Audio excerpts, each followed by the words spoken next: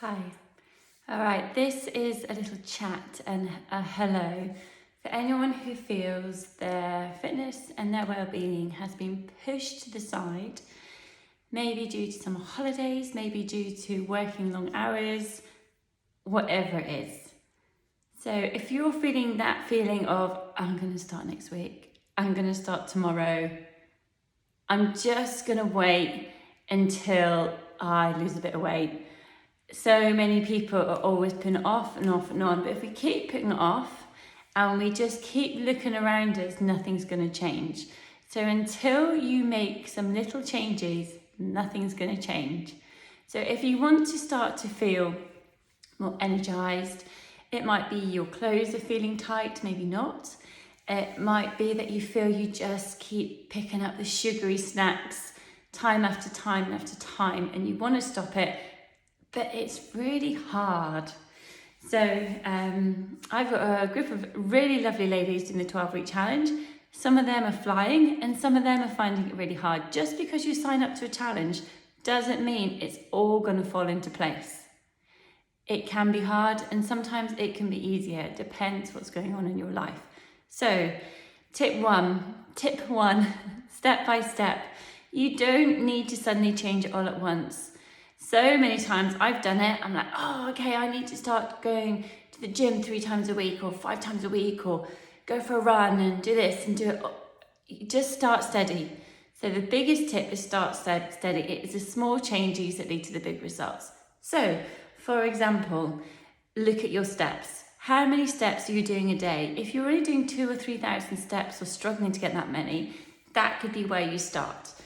Try and increase your steps week by week. Don't suddenly try and get 10,000 steps every day if you're currently on 2,000, because it's just going to end up stressing you out. We don't want to stress you out. We want this to be a lovely journey to be on. So first of all, think about your steps. Where are you now? Where do you want to be with your steps and how are you going to get there? Make a plan. Week by week, start to increase your steps. Okay, think about your food. If you are not quite sure how many, sorry, my husband's just come home. If you're not sure what you're eating and the calorific density, you could just have a go at tracking your calories in just for an idea to see what it is, because you might actually find that you can make some changes. So for example, say you have 5 Jammy Dodger biscuits at 3 p.m. Nothing against you Jammy Dodgers, but perhaps that is a point where you're overeating and you might be consuming so many more calories than you need to. So we do not want to say that any food is good food and bad food, not at all. But we do sometimes need to have a look and see if we're overeating. And actually we need to look if we're undereating as well, so we've got that healthy balance. So we've talked about steps, getting your steps up if needed. It is encouraged 10,000 steps a day, 8,000 steps a day. Your food, you could always try tracking it on MyFitnessPal just so you know what your intake is. And then third, exercise is great. One exercise a session and not doing the nutrition or the steps, you're not going to make much difference. But if you're doing your steps, looking at your nutrition and you're getting in some exercise as well, that is going to make you feel better. So with your exercise, try to do something incorporating resistance, using some weights. What have I got behind me? Oh yeah, got some weights. Got some bands there we use for resistance. Oh, there's even a can in there. There's always a can when I'm around. Lockdown was the finding of what we can do with cans.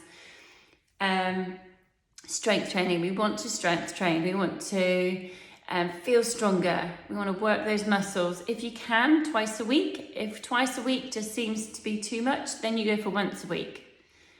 You can get in some cardio. It might be you enjoying swimming. Might be enjoy walking or maybe running or maybe going out on the bike, just something to elevate that heart rate. See if you can go for 15 to 20 minutes, low intensity, so you enjoy it. Do it enough that you enjoy it. Don't go out and do something so hard that you feel awful the next day and then you don't do anything for another 6 months. We want this to be small steps and steady, bit by bit, so that you can make a difference to your life. Okay, I was once at one point, I was working full time had a management position, and it was full on. And I lost myself. I wasn't running, I wasn't looking after myself, and I wish I had seen someone on social media then saying, come on Kirsty, you need to do this for you. And it is so important. You do need to do it for you.